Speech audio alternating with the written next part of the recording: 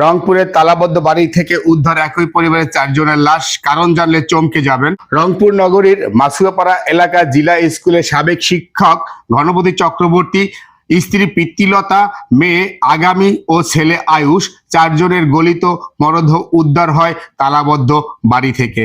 প্রাথমিকভাবে পুলিশ একে ডাকাতি বলে সন্দেহ করেছিল, তবে আজ দুপুরে প্রেস ব্রিফিংয়ে রংপুরের মেট্রোপলিটন পুলিশ কমিশনার জানান, বাড়ির ছাদে ইয়াবা সেবনে বাধা দেওয়ায় এই হত্যাকাণ্ডটি ঘটে। ইতিমধ্যে দুজনকেই গ্রেপ্তার করেছে পুলিশ। নিহতদের পরিবার অবশ্যই বলছে এটি পরিকল্পিত হত্যাকাণ্ড হতে পারে। বাড়ি নির্মাণকে কেন্দ্র করে আগেও বিরোধ ছিল। তদন্ত চলছে। প্রকৃত সত্য জানতে ফলো করে আপনার মতামত কমেন্টে জানান। রংপুরের হৃদয় বিদারক ঘটনা, তালাবদ্ধ বাড়ি থেকে উদ্ধার হলো সাবেক শিক্ষক গণপতি চক্রবর্তী সহ একই পরিবারের 4 জনের মৃতদেহ। পুলিশ বলেছে ইয়াবা সেবনে বাধা দেওয়ায় এই নৃশংস হত্যাকাণ্ড।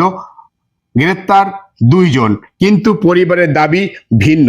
এটি পরিকল্পিত হত্যাকাণ্ড কিনা তদন্তে বেরিয়ে আসবে সত্য। এমন ঘটনা কবে থামবে?